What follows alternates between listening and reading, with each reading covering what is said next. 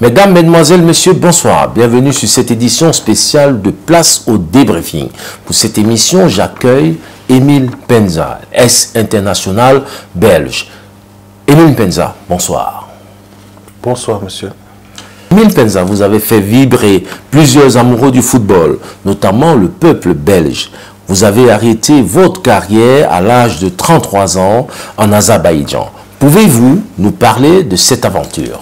Ça a été une belle aventure. De toute façon, je pense que toutes les aventures que j'ai faites ne m'ont que donné du bonheur dans le monde du football, puisque ces aventures-là vous fait connaître le pays, connaître justement la mentalité des gens. Et l'Azerbaïdjan, c'était un pays que je ne connaissais pas. Le football n'était pas encore actuellement au niveau qu'ils sont aujourd'hui, puisque quand on regarde l'équipe nationale d'Azerbaïdjan joue bien, je pense, aujourd'hui internationalement. Et aussi, c'était un pays qui était en voie de développement. Et pour moi, j'ai été content de pouvoir jouer dans ce championnat-là. Ça a été un moment difficile puisque j'aurais voulu terminer ma carrière en Belgique que de terminer en Azerbaïdjan. La Coupe d'Afrique des Nations se joue actuellement en Côte d'Ivoire. Est-ce que vous regardez la CAN? Oui, je la regarde puisque comme je suis congolais d'origine, je suis le premier supporter des Léopards. Et c'est vrai qu'ils ont fait un très bon parcours. Maintenant, il reste le dernier match pour la 3e place. Déjà, la 3e place, c'est un championnat réussi pour la République démocratique du Congo. Maintenant, il y a eu des bons résultats aussi des autres équipes. Il y a eu des matchs surprises.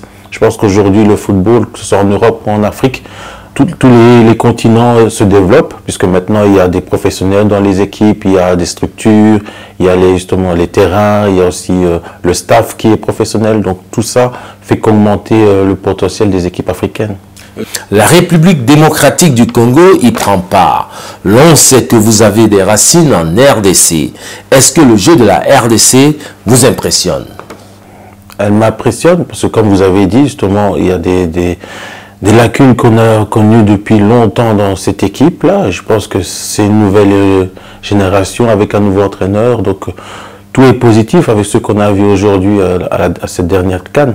Et je pense que le niveau peut être encore supérieur. Parce que quand on voit les joueurs qui sont dans cette équipe, c'est quasiment presque tous des joueurs qui sont en Europe.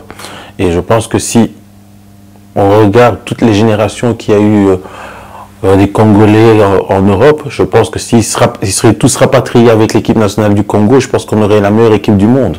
Donc ça veut dire que maintenant il y a aussi, je veux dire, un droit et une obligation pour la fédération d'essayer de faire comprendre qu'aux joueurs qui sont en Europe, que l'équipe nationale du Congo peut être aussi une bonne alternative pour les joueurs qui ne jouent pas en Europe. Quel est votre pronostic pour la petite finale face à l'Afrique du Sud?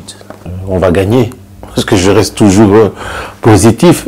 La dernière rencontre, on a manqué de rien. Ça a été que 1-0 contre la Côte d'Ivoire. Donc aujourd'hui, j'espère que pour terminer ce match-là et surtout pour faire un peu du baume au cœur au peuple congolais qui souffre un petit peu pour le moment, j'espère que ça va leur faire plaisir. Et surtout, ça va donner un deuxième souffle à tout le monde.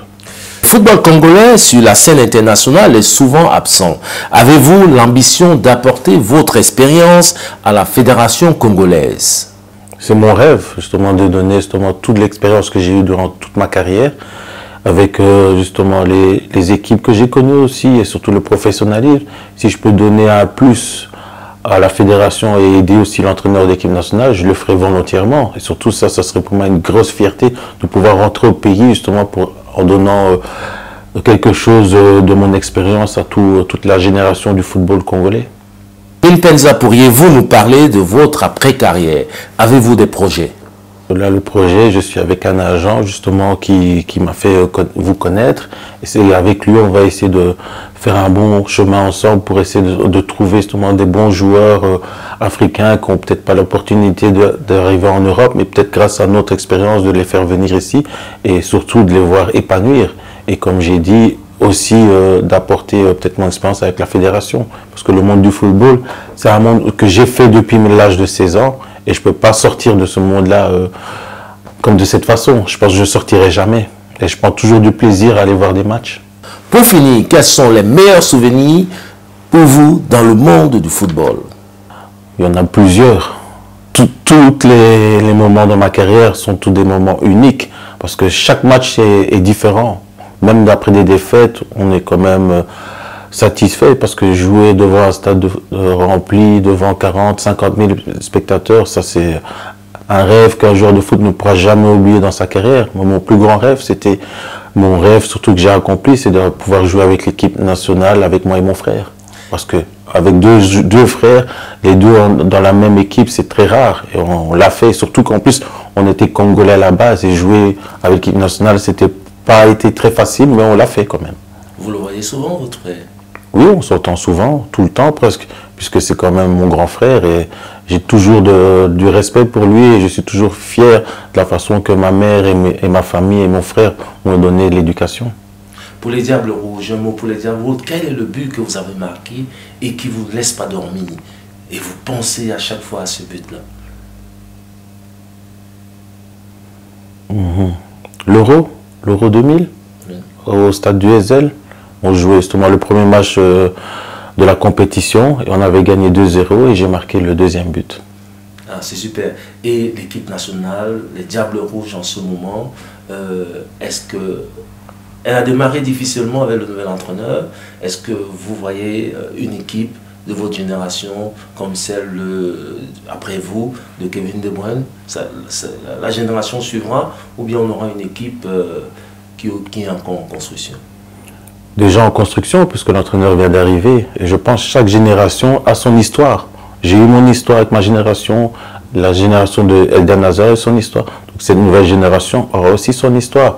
Et espérons qu'elle sera encore plus belle que la dernière génération. C'est le souhait de tous les supporters belges. On peut espérer pour l'Euro. Espérons aussi pour l'Euro. Surtout que c'est à côté, on va dire, c'est le pays voisin de la Belgique. Donc je pense qu'il y aura beaucoup de supporters qui vont faire le déplacement. Je sais que plusieurs supporters congolais aimeraient entendre vous voir dire quel est le joueur qui vous a impressionné. Moi, je peux vous le dire, c'est Chancel Mbemba dans l'équipe nationale du Congo. Et vous, quel est le joueur qui vous impressionne dans cette équipe?